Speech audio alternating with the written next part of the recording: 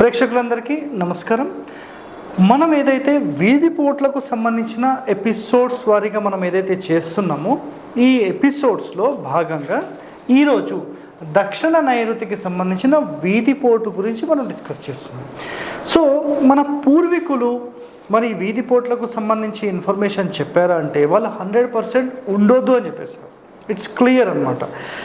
ఒక నివాస గృహానికి ఎట్టి పరిస్థితుల్లో ఉండొద్దు అనేది వాళ్ళ కండిషన్. అయితే అప్పట్లో అయితే నిజంగా ఆ పోట్లు లేకుండానే వాళ్ళు జీవించారు, చాలా సంతోషంగా ఉన్నారు. కొన్ని వీధి పోట్లు ఉన్న ఇండ్లు కూడా చాలా బాగున్నాయి. మరి అవి ఏ కండిషన్స్ మీద ఆధారపడి వాళ్ళు ఇంటి నిర్మాణానికి సంబంధించిన ప్లాన్ డిజైన్ చేశారనేది మనకైతే తెలియదు. సో ప్రస్తుతం అంటే ఆధునిక వాస్తు నిపుణులు కొంతమంది వీటికి సంబంధించిన పరిశోధన చేసినప్పుడు కొన్ని వాస్తవాలను లేదంటే వాళ్ళు పరిశోధన చేసిన కొంత ఇన్ఫర్మేషన్ని కొన్ని పుస్తకాల ద్వారా మనకు అందించడం జరిగింది. సో అవి ఏమున్నాయి, సో అవి మనం ఇప్పుడు డీటెయిలింగ్గా మనం తెలుసుకుందాం. సో మొట్టమొదటిగా దక్షిణ నైరుతి వీధి పోట్ అంటే ఎక్కడ, అది కూడా చాలామందికి ప్రశ్న వస్తుంది.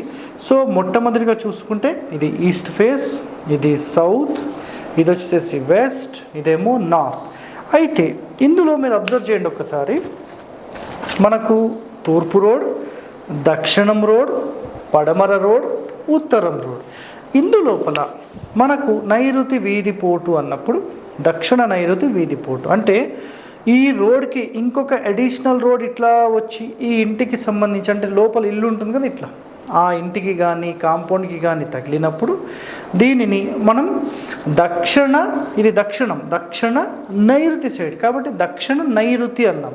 సో దక్షిణ నైరుతి వీధి పోటు అంటే డైరెక్ట్గా ఈ రోడ్ మీద వచ్చే జనాల చూపులు మొత్తం ఎప్పుడైతే ఈ కాంపౌండ్కి కానీ ఇంటికి కానీ తగులుతాయో వీటికి సంబంధించిన ప్రభావం ఏముంటుంది అనేది మనకి ఏం వివరించారు చూడండి. మొట్టమొదటిగా చెప్పిన పాయింట్ ఏంటంటే ఇంటికి సంబంధించిన యజమానురాలుపై ఈ ప్రభావం ఉంటుంది, ప్లస్ ప్రధాన కుమార్తెపై ప్రభావం ఉంటుంది అని చెప్పారు.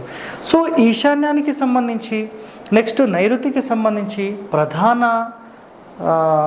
కుమారులపై కానీ కుమార్తెపై కానీ ఈ ప్రభావాలు ఉంటాయి అన్నమాట. సో ఇక్కడ మనకు పడమర వచ్చేసేసేమో వాళ్ళు ఏం చెప్పారంటే ప్రధాన కుమారుడు అన్నారు. సో దక్షిణ నైరుతి అయితే ప్రధాన కుమార్తె అని చెప్పారు. సో పడమర నైరుతి అయితే ప్రధాన ఇంటి యజమాని అని చెప్పారు. నెక్స్ట్ దక్షిణ నైరుతి అయితే యజమానురాలు అని చెప్పారు. సో ఈ విధంగా ఒక్కొక్క పార్ట్లో మనకి వీధి పోటు వీధి చూపు తగిలినప్పుడు ఎవరికి అనేది కూడా డీటెయిలింగ్గా చెప్పడం జరిగింది ఇక్కడ. సో వాటికి సంబంధించి కూడా ఒక ఎపిసోడ్లో నేను ఎక్స్ప్లెయిన్ చేస్తాను. సో కాబట్టి ప్రతి ఎపిసోడ్ మీరు చూడండి. నెక్స్ట్ ఇక్కడ ప్రధానంగా ఇంటి యజమానురాలపై ప్రధాన కుమార్తెపై వీటికి సంబంధించిన తీవ్ర ప్రభావం ఉంటుంది. సో ఎప్పుడైతే ఇలాంటి ఒక వీధి చూపు ఈ దక్షిణ నైరుతిలో తగిలినప్పుడు ఓకే ఏం జరుగుతుంది అంటే మ్యారేజ్ అయ్యి ఒక 50 సంవత్సరాల లోపల భార్యాభర్తలు విడిపోవడము, ఓకే వాళ్ళ ఏజ్ 50 సంవత్సరాల లోపల విడిపోవడము, ఎవరైనా ఒంటరిగా మాత్రమే ఉండడము రెండో పాయింట్.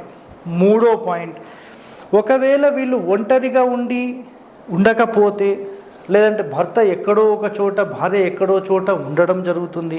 ఒకవేళ విడిపోతే భర్త ఇంట్లో నుంచి వెళ్ళిపోయాడు లేదంటే భార్య ఇంట్లో నుంచి వెళ్ళిపోయారు, అప్పుడు ఏం జరుగుతుందంటే వీళ్ళు ఇంకొక మ్యారేజ్ చేసుకోవడం అయినా ఉంటుంది. అంటే ఒక సెకండ్ మ్యారేజ్ యోగం అనేది ఇది ఆటోమేటిక్గా తీసుకొని వస్తుంది. అంటే భర్త లేని లోటు కానీ భార్య లేని లోటు కానీ ఇక్కడ జరుగుతుంది అనేది ఆధునికులు చెప్పిన పాయింట్. ఓకే నెక్స్ట్ ఇప్పుడు ఏంటి లోపల ఎప్పుడైతే వీళ్ళు విడిపోయి పక్కకు జరిగారో అప్పుడు ఆటోమేటిక్గా మళ్ళీ వీళ్ళు ఇంకొక వ్యక్తిని కోరుకుంటారు.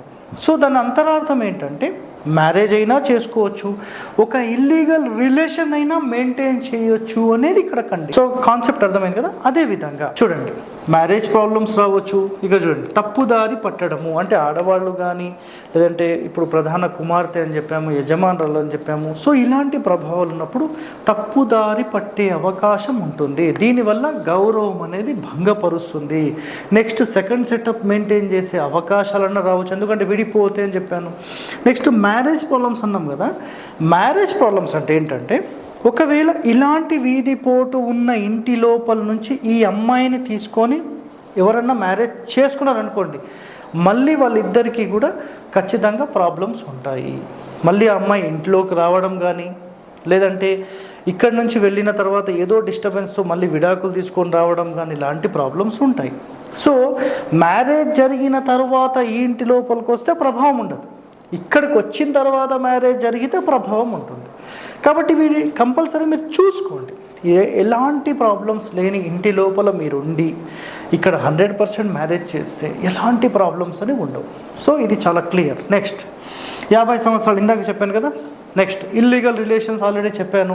సో ప్రేమ వ్యవహారాల్లో ఇబ్బందులు అయ్యి ఇంట్లో నుంచి పారిపోయి మళ్ళీ మ్యారేజ్ చేసుకొని మళ్ళీ విడాకులు తీసుకొని మళ్ళీ ఇంటికి వచ్చి ఉండడం లాంటివి, మళ్ళీ మ్యారేజ్ చేసుకొని మళ్ళీ సెకండ్ మ్యారేజ్, అంటే ఒక సెకండ్ మ్యారేజ్ జరిగింది అంటే ఆటోమేటిక్గా దీని ప్రభావం తగ్గిపోతుంది అనేది అక్కడ కాన్సెప్ట్ అన్నమాట. నెక్స్ట్ గౌరవ భంగం జరుగుతుంది. సో ఆలోచన చేయండి, ఇలాంటివన్నీ జరిగినప్పుడు పేరు ప్రతిష్టలు ఉంటాయా, గౌరవం అనేది ప్రాపర్గా ఉంటుందా? సో ఇవన్నీ భంగపడిపోతాయి. నెక్స్ట్ మనశ్శాంతి అనేది ఎక్కడొస్తుంది? ఇన్ని సమస్యలన్నీ పెట్టుకుంటే అసలు మనశ్శాంతి ఆ ఇంట్లో ఉండనే ఉండదు. నెక్స్ట్ ఇలాంటి ప్రభావం అంటే ఈ దక్షిణ నైరుతి ప్రభావం ఎక్కువగా ఉండి ఈ పోటు ప్రభావం ఉంటే ఆ ఇంట్లో సడన్ డెత్స్, ఆడవాళ్లకు చాలా ఇబ్బందులు, ఆరోగ్య సమస్యలు, నెక్స్ట్ సడన్ డెత్స్, అసలు ఎందుకు చనిపోతారు అనేది కూడా అర్థం కాదు మనకు. సో సడన్గా అయిపోతుంది అనమాట. సో ఇలాంటి సమస్యలు ఈ ఇంటి లోపల ఖచ్చితంగా ఉంటాయి. నెక్స్ట్ ఇవన్నీ సమస్యలన్నీ చూసి ఈ ఇంట్లో వాళ్ళకు ఏం కలుగుతుంది అంటే, ఇవన్నీ ఎందుకు, నాకు మెంటల్ టెన్షన్స్, నేను చనిపోతే బాగుంటుంది, సో నేను ఆత్మహత్య చేసుకుంటాను, ఏదో ఒక టైంలో ఏదన్నా విషం తీసుకోను, ఇట్లాంటి సమస్యలు వచ్చాయి అనేది ఇక్కడ ఆధునికులు చెప్పిన పాయింట్స్. సో నిజంగా వీటిలో గమనిస్తే కొన్ని నిజంగా కూడా జరిగి ఉండొచ్చు. సో ఇలాంటి అబ్జర్వేషన్స్ మీరు కూడా చేయండి. సో మరి ఇలాంటివి ఉంటే ఏం చేయాలి సార్, పరిష్కారం కూడా నేను చెప్తానండి, చూస్తూ ఉండండి. సో ఆఫ్టర్ మ్యారేజ్ ప్రాబ్లమ్స్, అనుమానాలు, తగాదాలు, ఇందాక చెప్పాను కదా, లవ్ మ్యారేజ్ చేసుకొని బయటికి వెళ్ళి, లేదంటే ఈ ఇంట్లో నుంచి బయటికి వెళ్ళి మ్యారేజ్ చేసుకొని మళ్ళీ సమస్యలు వస్తాయి. సార్ మాకు ఇవన్నీ వద్దు, మాకు సింపుల్ రెమెడీ చెప్పండి. సో సింపుల్ రెమెడీస్ ఉంటాయండి. మీకు ఈ వీధి పోటు ఏదైతే ఉందో ఇది తగలకుండా ఇక్కడ ఒక 2 అడుగులు, మీ కాంపౌండ్కి బయట 2 అడుగులు గ్యాప్ ఇచ్చి ఇక్కడ మీరు ఒక గోడ కడితే, క్లియర్గా గుర్తుపెట్టుకోండి, ఒక గోడ కడితే, సార్ ఎంత ఎత్తు కట్టాలి, ఎంత మందం కట్టాలి, మందం మీ ఇష్టం, 6 ఇంచులు కట్టుకోండి, 1 ఫీట్ 2 ఫీట్ మీ ఇష్టం. హైట్ మాత్రం 7 ఫీట్ అబోవ్ మాత్రమే ఉండాలి, తక్కువ మాత్రం ఉండొద్దు. సో సార్ మేము గోడ కట్టుకునే ఆప్షన్ లేదు, ఒక బ్యానర్ వేసుకోండి. ఎందుకంటే గతంలో ఒక ఎపిసోడ్ మనం చేసాము, ఆ ఎపిసోడ్లో చూసి బ్యానర్ కట్టుకున్న 1-2 డేస్ 3 డేస్ 1 వీక్ లోపల రిజల్ట్ వచ్చిన వాళ్ళు ఎంతోమంది కామెంట్స్లో కూడా తెలియజేశారు, సార్ నిజంగా ఫుల్లీ ఇంపాక్ట్ దీని మీద ఉంది సార్, బ్యానర్ కట్టిన మరుక్షణం మాకు మంచి రిజల్ట్ వచ్చేసింది. సో ఇలాంటి ఎన్నో ఇన్ఫర్మేషన్స్, అసలు ఎంతో సమాచారం మనకి మనం అందిస్తూనే ఉన్నాం. సో మీరందరూ మన ఛానల్కి సంబంధించిన ప్రతి ఎపిసోడ్ అనేవి మీరు చూడండి. నిజంగా ఒక 6 నెలలు సంవత్సరం చూస్తే గనక మీరు ఎక్స్పర్ట్స్ అవుతారండి, ఇట్స్ మై గ్యారంటీ. సో మీకు ఈ వీడియో నచ్చింది అనుకుంటున్నాను. నచ్చితే కంపల్సరీ లైక్ చేయండి, సబ్స్క్రైబ్ చేయండి, 10 మందికి షేర్ చేయండి.